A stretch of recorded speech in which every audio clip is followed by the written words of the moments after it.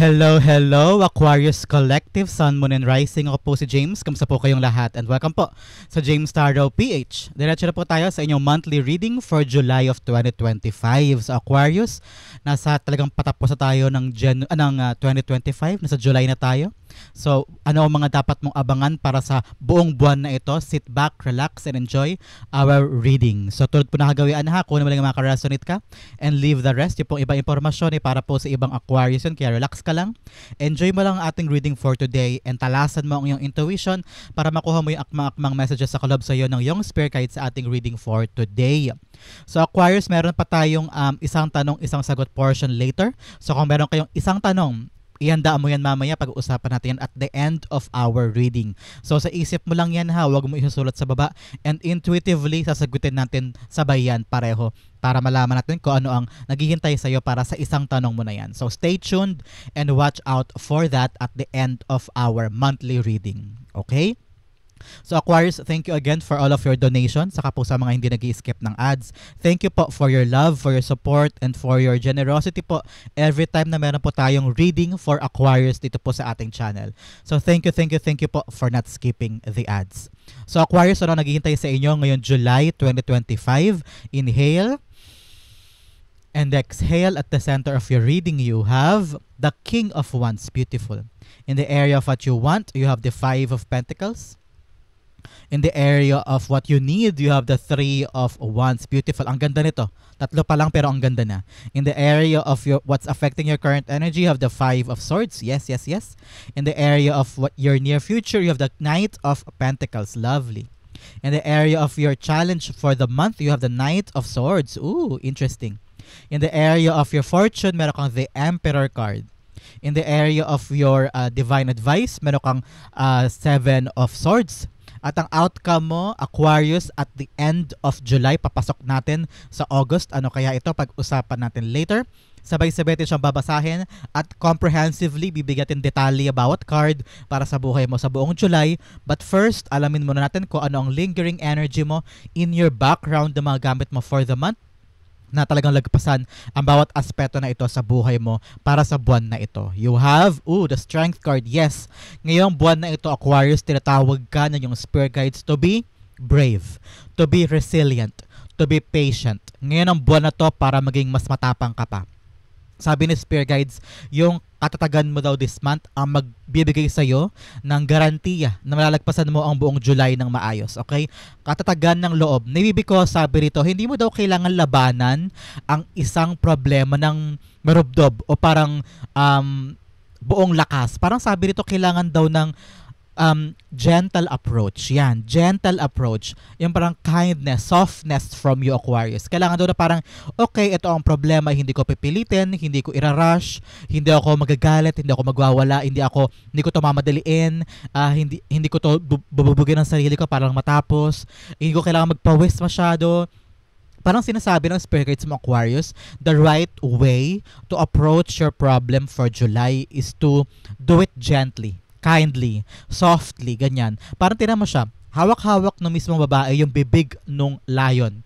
Marahan, maayos, dahan-dahan, hindi siya nagmamadali, hindi niya pinapuwersa yung lion. Tinan mo naman yung lion, nakatingin sa kanya at okay, hindi nagwawala yung lion, talagang napaamon niya. Ibig sabihin, ito yung pagkakataon na amuhin mo yung iyong kapalaran para maibigay sa iyo yung karampatang dapat mong makuha. Okay?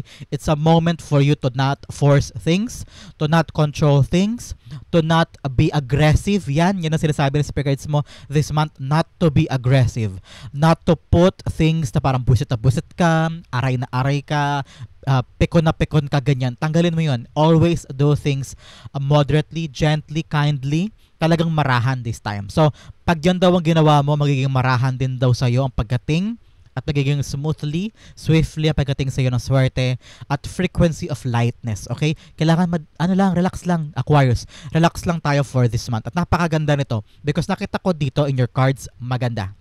Okay? Maganda. Kaya kailangan mo talaga ng tibay, resilience, mahabang pasensya. Kung meron mga tao sa paligid mo na, sarap-sarap kutosan, pero sabi sa iyo ng spirit guides mo, just go with gentle hands. Okay? So, lalaliman pa natin ang ibig sabihin ng background nito sa bawat cards mo in your life for the month. Okay, so pag-usapan natin muna, Aquarius, ilan ang yung major arcana sa yung buong spread. You have two major arcanas, namely the Emperor and the Strength card.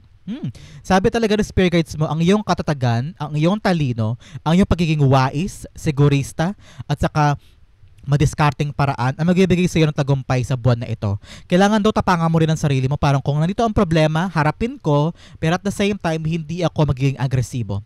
Kailangan ko daw ng disiplina this time to face the problems and not fear the outcome, not fear to be failure, not fear na baka hindi mapunta sa akin yung good outcome, hindi mapunta sa akin yung magandang resulta. Dapat daw wala nun. Be the emperor of your life this time. Maging matyaga ka, maging decisive ka, but at the same time, relax. At the same time, meron gentle approach. Hindi mo dapat bugbugin ang sarili mo kakagawa or parusahan ang sarili mo with so much pressure, with so much parang ang dami-daming burden sa likod mo. Kakayanin mo to, lalagpasan mo. Relax lang, kaya yan. And you are the leader.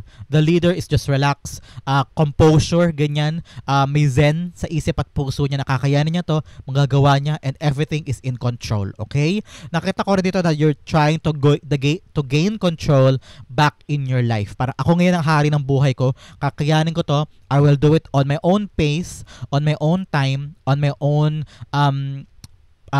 solution, ganyan. So it's all about you putting your effort in the smart way, Aquarius. Putting your effort in a smart way. So napaka-profound niyan. Kailangan mo alalahanin yan sa buong July na ito. Be smart, do smart, be maparaan, be madiskarte. Okay? So yan ang nilalaman sa iyo ng iyong dalawang major arcana sa iyong buhay for the month. So pag-usapan naman natin ang buong spread mo na, alam ko yan ang hinihintay ninyo, ang ating detalyado at saka komprehensibong pagbabasa ng iyong buong spread. So at the center, you have the King of Wands here. King of Wands, sinasabi ng iyong spirit guides, you have a vision, Aquarius. Meron kang gustong gawin, meron kang matagal nang inaasikaso o pangarap na gusto mong makamit sa buhay mo, and matagal ka na nag-wait with the Strength card here. Matagal mo tong pinagtsatsagaan, matagal mo tong binubuo para matapos. I'm hearing naubos na ang pera mo dito. Marami na rin taong question sa'yo na parang, uy Aquarius, anong petsa na? Kamusta ka na? Kamusta na yung binubuo mo? Tapos ka na ba? Nagawa mo na ba yan? Bakit nandito ka pa? Siguro, I'm hearing maraming tao sa paligid mo nagbibigay sa'yo ng pressure. Pressure to accomplish this. Kaya at some point, pinapaalalahanan ka ng spirit guides mo na, uy, gentle ka lang. Gentle to yourself. Gentle to the product. Gentle to your goal. Dapat daw hindi ka maapektuhan ng sinasabi ng ibang tao because that only spoils the happiness in you. Ninanakaw nila yung kaligayahan mo while you're doing your goal. Pag nawawala ng kaligayahan mo, yung contentment mo because other people are giving harsh comments sa'yo, parang lalo ka nawawala ng gana i-accomplish ito. So ngayon, parang sabi ni Spirit Guides, don't listen. Don't listen to naysayers. Don't listen to your bashers. Alam mo, kahit di naman tayo artista, kahit di tayo sikat, meron tayong mga natural bashers around us. Okay? So parang sabi ni Spirit Guides, kailangan mong kalimutan at kailangan mong sarahan ng tenga mo against them. There are enough criticism na in your life. At alam ko din, ikaw kine-criticize mo rin ang sarili mo na bakit ganito, bakit ganyan, bakit di ko pa makuha, bakit di ko ma-achieve, bakit di pa matapos-tapos, bakit may delay, bakit may aberya. Ikaw mismo kine-criticize mo na ang sarili mo. Kaya wag mo nang dagdagan pa ng criticism ng ibang tao. Let them talk. Okay? Let them talk. Pero hindi mo sila papakinggan. No? Parang hayaan mong wag sila maka-apekto sa'yo. Believe in the power of your dreams. Ano ba tong pangarap mo na ito, Aquarius, na gusto mong buuin? Na gusto mong itulay for the next month, next year, ganyan. Ano yung sisimulan mo? Meron ka bang bagong negosyo, bagong trabaho, gusto mo bang lumipad na ibang bansa o magtayo ng sarili mong negosyo, ayaw mo nang maging empleyado, parang this time around, gusto mo na magkaroon ng sarili mong pagkakakitaan. Kung ano man yan, sabi ng spirit guides mo, take hold of it. Aralin mo, buuin mo, ipundar mo, iangat mo, trabahuhin mo siya, research if you must, ask if you must, kung kailangan mo pa ng additional knowledge para lang mabuo to, gawin mo. But at the same time daw, Aquarius, be kind to yourself. I know, lagi mong binabantayan yung resulta, lagi mong binabantayan kung ano nangyayari, paano na ba to, ano na ba to, pero at the same time, dapat daw ikaw mismo mabait ka sa sarili mo. Because nararamdaman ko na marami nang tao sa paligid mo ang hindi mabait sa'yo. So, parang bayad mo to sa sarili mo eh. Parang utang mo sa sarili mo yung pagiging mabait mo mismo sa sarili mo. Be kind to yourself, especially to your journey. Hindi mo naman lahat makukuha yan ng Ganon, mabilisan. It takes hard work, it takes patience, and it takes dedication. Kaya ilaban mo to, ha? Ilaban mo tong dreams na to because I know this is something beautiful for you, okay? The King of Wands being clarified by the Six of Swords. Yes. Ngayon, patungo ka na talaga sa katahimikan, sa maayos na buhay with a Six of Swords here. Parang sabi, you are now in the transition daw, Aquarius, kaya kailangan talaga ng strength mo. Parang patungo ka na sa kaayusan o katuparan ng pangarap mo if you're trying to transfer from one job to the other o lilipat ka na from Pilipinas papuntang Amerika, papuntang Japan, o kung galing kang abroad o uwi ka ng Pilipinas kasi gusto mo na magtayo ng negosyo dito, para sabi ni Spirit Guides, ituloy mo yung plano mo at kasi patungo ka na sa katahimikan, kaayusan with a Six of Swords here. Patungo ka na sa fantasy land na inaasam-asam at pinapangarap mo. At kaakibat ang dalawang ito ay mahabang pasensya, mahabang dedikasyon, and also katatagan ng loob, because like I've said nga, you are in that transition ka pa eh. Patungo ka pa mula sa iiwanan mo, patungo sa katuparan ng dreams mo, yung goal mo. At mahirap yan, hindi yan madali. I don't wanna sugarcoat you. Ayoko rin bulahin kayo na, uy, success ka na, mabilis, ganyan. Bakit? Parang you have to face the reality na kung papangarapin mo to at patungo ka na nga, actually, patungo ka na sa katuparan yan at sa calmer waters, sa katahimik at katiwasayan, kasaganaan ng buhay mo. Pero you have to also recognize na kailangan to ng strength mo. Nakakayanin ko to, tong transition from point A to point B, going there, marami ka pa dapat ayusin, marami kang dapat planchahin, marami kang dapat i-prepare, at marami kang dapat i-close, especially kung may iwanan ka, at pero ka talagang bubuin na mas malaki pa kaysa before. So you have to be matatag and also be kind to yourself, okay? In the area of what you want, you have the Five of Pentacles. Yes, gusto mo na makaahon sa hirap. Gusto mo na mabayaran yung ganito, mabili yung ganyan.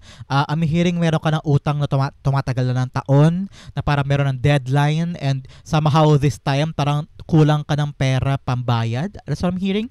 So ngayon, medyo matatag ka this time in finding solutions, in finding people. Ayan, you're out and about para maghanap ng resources o makakakuha ka ng diskarte para mabayaran yun. So I'm hearing, for some, biglang nagbago yung kaperahan mo this month. Yung naramdaman ko na parang ngayon gusto mo na umangat kasi na-realize mo na yung pagod mo ay bakit hindi pa sapat doon sa earnings sa dapat kong gamitin for my kids, para sa panggasa sa bahay, sa bills, pang-ipon, bakit hindi sumasakto, no? So parang nag-iisip ka ngayon ng paraan kung paano ka makakadiskarte ng mas malaking pagkakakitaan.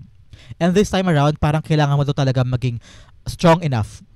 Because I'm hearing, baka magtayo ka ng sarili mong negosyo o magtayo ka ng sideline outside of your main job, o meron kang ginagawa ngayon, parang sabi mo, kailangan ko pa ng additional money, kailangan ko pa ng additional pagkakakitaan para makasurvive. Because yung parang ngayon, parang hindi enough, ano? Parang hindi siya sapat, o kung sapat man, nag-iisip ka ng additional for makaipon o makabili na ng bahay. Because I'm seeing someone of you, pumapasok yung intuitive download na parang some of you are planning to buy a house or planning to renovate the house. Meron someone na nangangailangan sa inyo ng malaking pera kasi meron kayong pagkagamitan. Kaya nag-iisip ka ng bagong ways or bagong means of money. And this requires strength from you, Aquarius, because you want more. You want to expand. Kailangan talaga maging matyaga ka rito at pasensya from you, okay? The Five of Pentacles being clarified by the Eight of Cups. Yes, ngayon, handa ka nang iwan yung dating sistema. Handa ka nang iwan yung dati. Yung nakasanayan, yung alam mong hindi na gumagana, yung nagiging dahilan ko bakit ka naghihirap. Yung nagiging dahilan ko bakit ka nag-struggle. Pwedeng relasyon ito, pwedeng yung work mo, you feel like, I'm working so hard for this, pero bakit hindi pa rin sumasapat yung sweldo ko for my earnings, from my spendings, ganyan. So parang ngayon sabi mo, kailangan ko na magbago, I need to walk away. Nasa verge ka na of leaving something behind. Sa relasyon man ito, nakita ko na parang you realize that this person or these people sa life mo na parang they are not there whenever I need them. Pag nasa baba ako, especially now, na feeling mo down na down ka at na-disappoint ka kasi itong tao na ito na inaasahan mo tutulong sa'yo o parang nandyan sa tabi mo ay wala. Kaya ngayon parang you're recognizing na I need to move away or dumistansya sa mga taong ito because na-realize mo yung self-worth mo, that hindi nila pinapahalagahan yon o hindi nila ikaw nakikita the way you see them. And now parang pinapahalagahan mo na yung sarili mo. You are now having the strength to walk away. Strength to walk away to people, situation, or lugar na minahal mo pero na-realize mo yun pala ang rason kung bakit ka nahihirapan, kung bakit ka nalulugmok at kung bakit di ka makabangon. It's them. And now may tapang ka na this time to walk away and choose yourself, okay? In the area of what you need to move. Matagal ka na naghintay for swerte. Matagal ka na naghintay na dumating yung para sa'yo. Ito yung time na, oh. Parang enough na of waiting for you, Aquarius. Nandiyan ka na, alam mo na gagawin, aalis ka na, meron ka lang gustong buuin, patungo ka na sa calmer waters, alam mo na itong vision mo na ito ay magdudulot sa'yo ng pangmatagalang katahimikan, pangmatagalang kasaganaan. Pero bakit hindi ko umaandar? Kailangan mo daw ngayon to make a move. Because the Three of Wands here, tinan mo naman, nakatayo lang siya doon, looking at the horizon, trying to wait for something na he doesn't know kung darating ba o hindi. Pero parang sabi ni Spirit Guides, you have to make a move. Tama na paghihintay, tama na ang pagkaplano, kailangan mo na to make a choice and make your first move. And require talaga yan ng tiyaga at paninindigan and also talagang tawag ito, pananampalataya doon sa bagay na gusto mong maganap. This is you, standing here, ready to move, ready to live. At buo na ang loob mo. So go, so God, laban, ihakbang mo na ang paa mo. Three of Wands being clarified by the High Priestess. Yes, pagkatiwalaan mo daw this time ang iyong intuition. Ano ba talaga ang gustong-gusto ni Aquarius gawin? Bakit niya gustong amalis? Ito na ba yung right time to move? Ito na ba yung right time to take action? Trust your intuition. At sinasabi ng intuition mo, I'm hearing that yes, okay na ako to move, malakas na ang loob ko umalis, kaya ko na tumayo sa sarili kong paa, kaya ko nang bumili ng sarili kong bahay, kaya ko nang umalis ang trabaho na ito at lumipat sa karibal na trabaho to acquire new position, kaya ko nang pumunta abroad. This is also a card of travel. So if you are now traveling or planning to travel, this is a confirmation for you to do it. Because your intuition is calling for it, no? Tawag ito ng intuition mo. Hindi darating sa life mo ito kung walang dahilan, kung walang mission, at kung hindi ito ang destined path mo. You have enormous talent with the High Priestess here telling you, Aquarius, na sky is the limit. Sky is the limit. Kaya mong abutin yung mga gusto mo. You have the enormous talent and skills para kayanin yung mga pupuntahan mo at gagawin mo this time. If this is your goal, at talagang ramdam mo sa sarili mo, ito yung tawag ang damdamin ko eh. Natulog na ako kagabi, ito pa rin yung gusto ko. After a month, ito pa rin ang gusto ko. Kung yan talaga ang gusto mo at yan ang tapik sa'yo ng iyong intuition, do it. Because nakikita ko swerte mo ang kapalit niyan, okay? In the area of what's affecting your current energy, you have the Five of Swords, yes. For a very long time, feeling mo sobra-sobra na yung conflict, sobra-sobra na yung pabigat sa'yo, yung pain, yung mga masasakit na salita, o yung parang feeling mo too much na toxicity sa lugar na to. Parang for you, sabi mo, it's time to move on. It's now time for me to start this journey na matagal mo nang iniisip. Ito ang naka-apekto dito. Itong Five of Swords ang naka-apekto sa current energy mo, okay? Sabi mo, worth it ang lahat, ilalabang ko to, ako mananalo, ako magwawagi, wala na akong pakialam sa inyo, I will do what I want, I will do it so that I can succeed. Okay? Nakita ko dito na parang sabi mo, may vision ako, may pangarap ako, pero yes, may mga tao sa paligid mo na hindi naniniwala sa goal mo, o parang dinadown ka, o parang sila mismo ang namamata sa'yo, and you feel like you always need to defend yourself. Parang sawang-sawa ka na sa kaka-explain kung bakit ito ang tatahakin mong landas, kung bakit ito ang gusto mo, kung bakit parang hindi nila maunawaan. Pero ikaw na-realize mo, enough na of explaining, enough na of giving, parang giving themselves the understanding. Parang kung hindi ko naintindihan, okay lang. Kung hindi ko nagigets, okay lang. Gagawin ko yung para sa akin. Because you believe that this is for you. You believe na this dream, this goal, ay talaga mag-aangat sa'yo. Kaya kinakailangan talaga this month, Aquarius, ng katatagan in your part. Because there will be a lot of people na confused or ayaw ipagawa sa'yo yung gusto mo. Parang they're trying to control you even if alam mong hindi ka na masaya doon o ayaw mong pa-control sa kanila. Kaya ngayon parang nakita kita, you're standing your own ground, fighting for your dreams and telling yourself, itong gagawin ko, worth it ito. Lahat ng pinagdaanan ko, worth it yan. Ano man ang sabihin nyo, I'll be winning this. I will doing this at all cost. Para mananalo ako, ano man mangyari. Yan ang sabi mo sa'yo. At sinasabi mo rin ang sarili mo na worth it ang lahat ng ito. The Five of Swords being clarified by the Sun card. Yes, you want to be free. Like I've said kanina, parang may kumokontrol sa'yo, kaya hindi ka makaaba-abante. Kaya parang feeling mo merong guilt sa puso mo na iiwanan ko sila, pero ayaw nila tong ginagawa ko. Parang oo nga no, wag na lang. Pero sa puso mo, sige, laban ko to. Kaya parang gusto mo nang kumawala eh. With the Sun card here, you want freedom. You want also enlightenment na parang oo nga, sige, gawin ko na to. This is for me. This is for my future, ito talaga yung para sa akin. Parang kailangan mo doon enlightenment sa isip mo, maging buo sa isip mo na ilaban ito. Because there are a lot of people in your life na humaharang sa'yo, pumipigil sa'yo. And you need and deserve that freedom. Freedom to do what you want, freedom to achieve yung mga bagay na matagal mo lang sinacrifice para lang sa ibang tao, para sa happiness ng ibang tao. Parang ngayon daw, you need to focus on your own happiness. What makes you happy? And soon, marirealize mo din, lahat ng ito ay worth it. Lahat ng sinakripisyo mo, lahat ng taong iniwan mo, lahat ng taong nakasakitan mo in the past, just in the pursuit of this happiness, worth it lahat ng ito. Because the presence of Sun here is telling you, yes, this is your happiness, this completes you, and this is for your freedom. Okay? In the area of your near future, you have the Knight of Pentacles here. Si Knight of Pentacles, sinasabi niya na parang, in the near future, kailangan daw matino ang plano, Aquarius, okay? You are now stepping into the path of your vision. Yung binubuo mong plano, yung binubuo mong step na parang, ay, sige, this month itong gagawin ko. This month, punta ako doon. This month, iiwanan ko na to. Magsisimula ako magnegosyo, why not, why not? So ngayon, itong ginagawa mo na patungo sa calmer waters, patungo sa katiwasayan ng buhay mo, kailangan pa rin daw ng metikulosong pagpaplano, okay? Baka kasi along the way, masyado ka ng hayahay, masyado ka ng kampante because nagawa mo na siya. So parang sabi ni Spirit Guides, uy, you're losing track of your dreams, you're losing track of your goal. Kailangan nakatuon ka pa rin doon, pinaplano mo pa rin, you're actually active, okay, active ka sa ginagawa mo, bawat aspeto ay nabubusisi mo, para kung magkaroon man ng aberya daw, madali mo matatapalan, madali mo ma-actionan, madali mo mabibigyan ng solusyon, para hindi ka ma-stuck, okay? Nakita ko dito na para hindi ka bumalik sa Five of Pentacles energy, kahirapan, struggle, lack of money, ganyan. Para hindi ka bumalik doon, kailangan palagi ka nagpaplano. Kailangan yung plano mo ay matino. Seryosong plano ito, Aquarius, ha? Hindi pwedeng, okay na yan, sige, yan na lang. Kailangan pinag-iisipan. Kailangan base sa yung realidad, base sa yung datas, yung mga na-experience mo before, kailangan chine-check mo yun, parang, oo nga no, ito yung dapat kong harapin, ito yung plano ko, ito yung gagawin ko. Kailangan nakabase sa reality.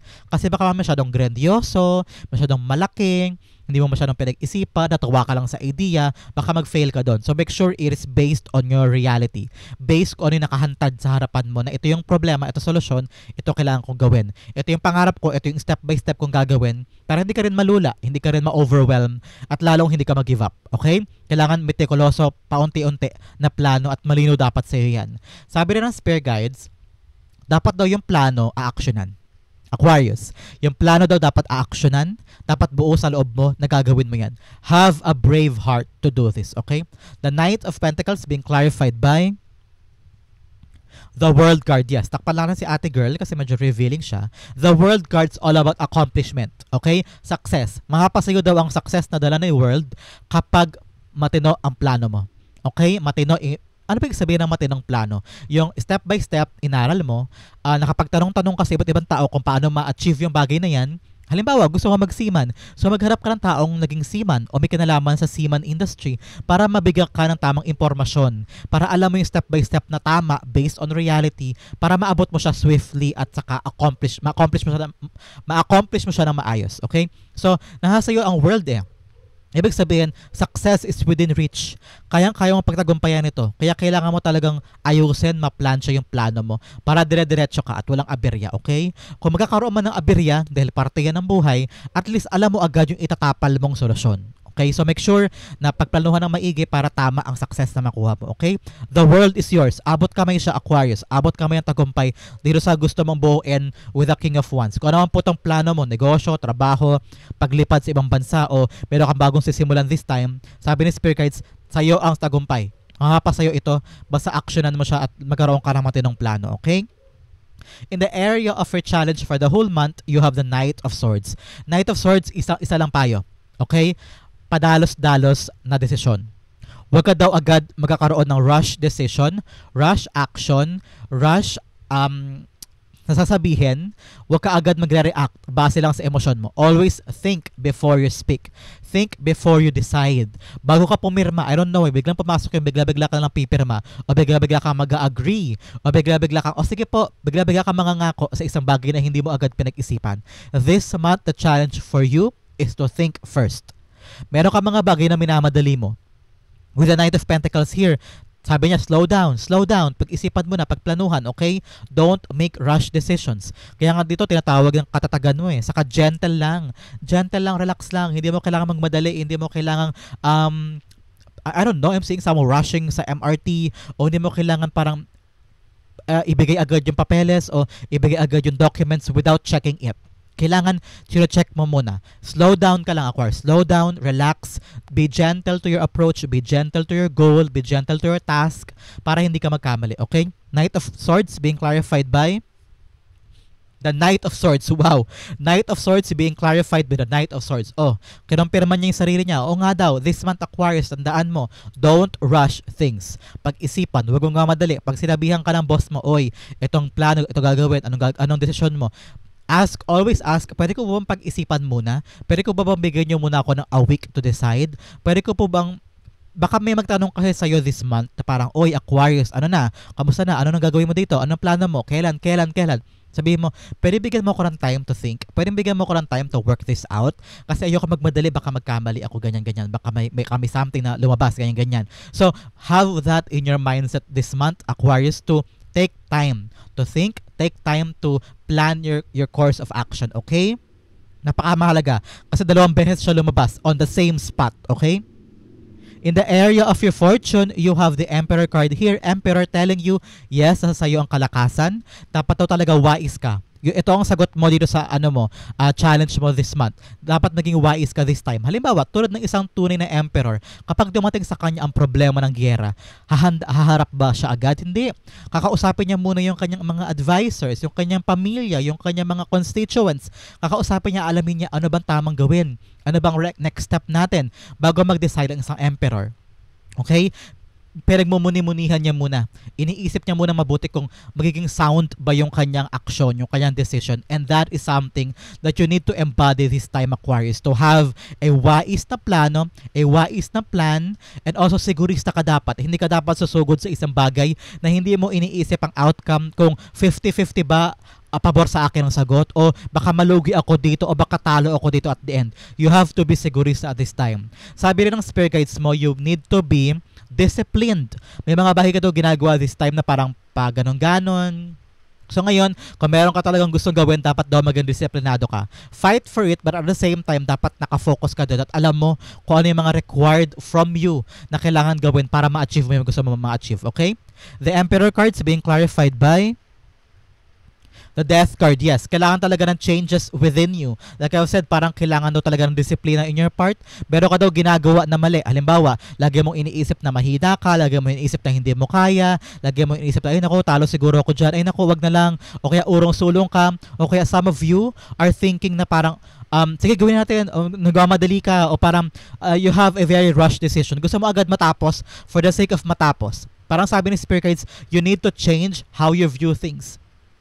You need to change kung paano mo pinapaandar ang isang bagay o kung paano ka nag-react sa isang bagay. Because that change will give you a fruitful outcome. Okay, Aquarius? Lumalakas na po ang ulan sa labas. Hopefully, naririnig nyo pa ako.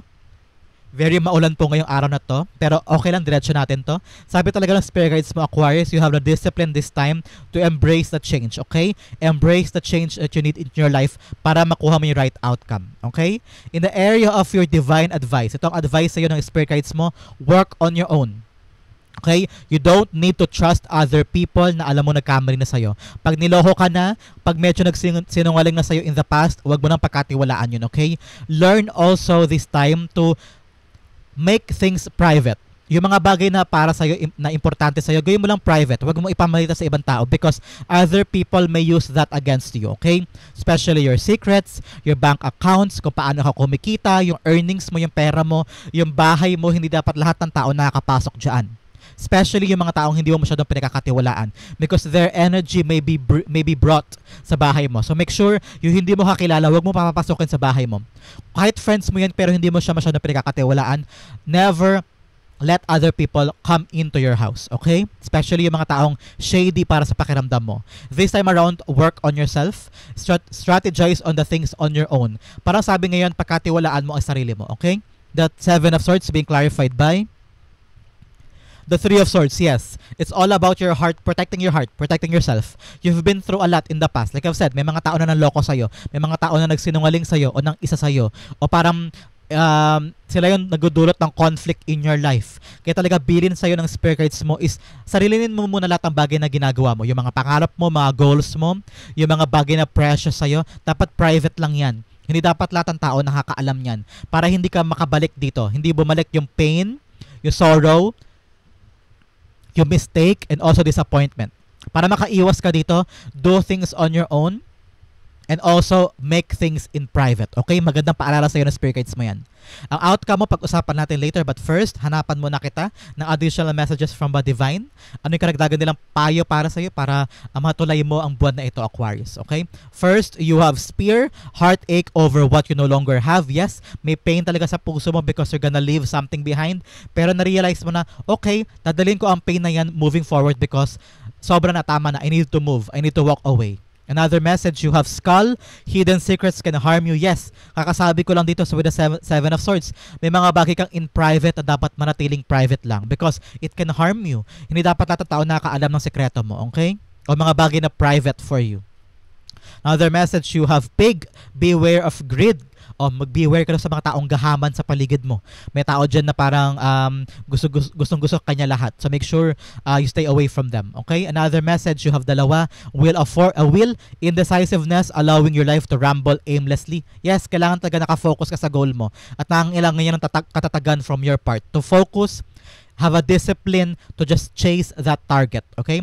Another message, November, meron ka daw milestone or important thing na mangyayari sa November, Aquarius, or may family member ka, ikaw mismo, ay importante sa iyo ang buwan ng November. There's a confirmation that a milestone will come to you on that time. Okay?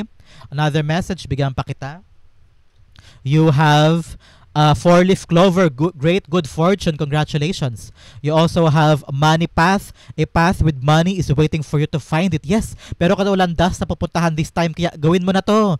Paalis ka na sa kahirapan, no? Meron ka daw perang makukuha sa landas na ito, kaya move with the Three of Wands, gawin mo na yan. Okay, may pera daw naghihintay sa'yo. Another message, you have archway, new opportunities, possibilities, and paths opening up. Oh, meron ka daw landas talaga na papasokin. Congratulations. Success ito, new opportunity. Another message, you have, tumalo na siya, you have eagle, triumph over troubles and obstacles. Yes, meron ka daw tagumpay. Congratulations.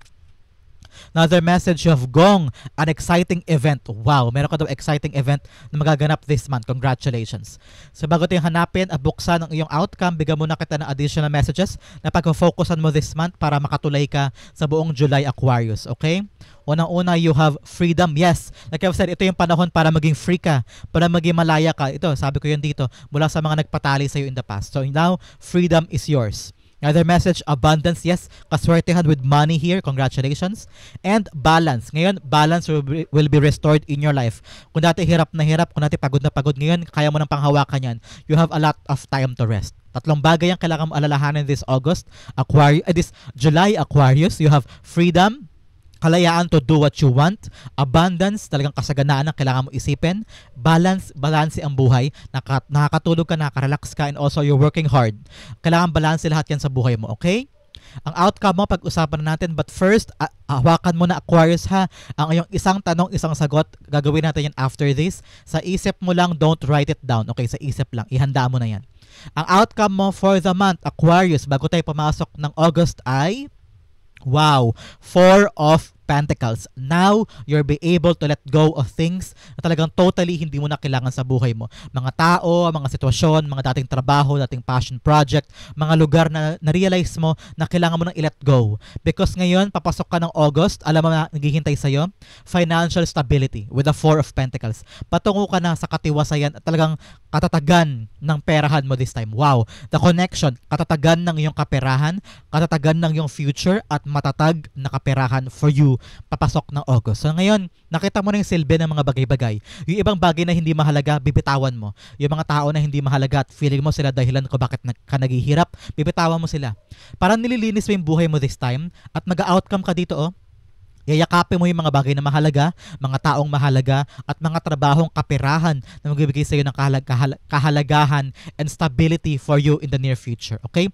Papasok ka ng August na malakas ang loob mo, na yakapin yung talaga magpapaangat sa iyo. Now is the right time for you for your financial stability. Congratulations. The Four of Pentacles being clarified by the Wheel of Fortune. Yes! Talagang swerte ito ka. Abundance here. Abundance. Talagang yayakapin mo na lang yung mga bagay na para sa'yo. I'm hearing you're gonna land on a new job na stable ang trabaho, stable ang kita, o kaya matatayo mo na yung negosyong gusto mong itayo, talagang malaki ang kita mo dyan. This is for you, turning your fortune around. Kikita ka na malaki dito. Financial stability is yours at pabor na sa'yo ang tadhana. Wow, Aquarius. Napakagandang end of July and pagpasok ng August sa'yo. Congratulations. So that is your July 2025 reading, Aquarius. So ngayon, pumunta na tayo sa iyong isang tanong, isang sagot. Ihanda mo na yan, buksan mo na ang iyong isip at puso para sa tanong na ito. Close your eyes, meditate, focus on that question. Spirit guides, ibigay natin kay Aquarius ang kasagutan sa kanyang isang tanong for the day, okay? You have 1 and you have 2.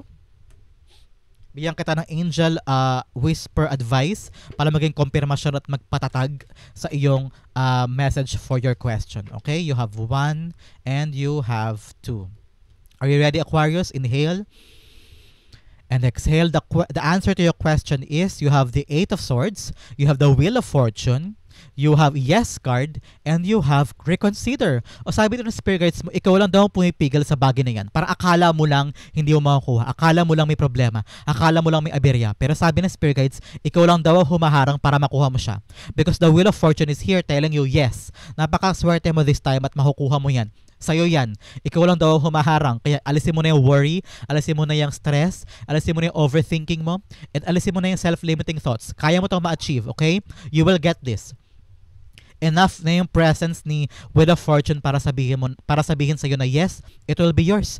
At meron ka pang confirmation from your angel guide na yes daw. Kung ano yung tanong mo, yes ang sagot. Ngayon daw, kailangan mo i-reconsider ang mga bagay-bagay. Ibig sabihin, kung nag-fail ka man dyan o hindi mo pa makuha, dapat daw isipin mo mabuti yung step mo, yung ginagawa mo. Baka kasi mali yung paraan mo kaya hindi mo siya makuha-kuha eh. So make sure ayusin mo yung sarili mo, baguhin mo yung sistema kung paano siya i-approach because it is here for you and only for you. Pabor sa yung kapalaran, you will get this. So reconsider how you do this. Reconsider your approach para makuha mo na siya because it is yours. Okay, Aquarius? Hopefully po nasagot ko ang inyong tanong sa iyong isang tanong, isang sagot. Comment down below. And also for your July 2025, sa po kayo nakaresonate, sa po kayo nakarelate, comment down below and I'll be reading your messages. Thank you again for watching hanggang dulo. This has been James for James Tarot PH. God bless everybody.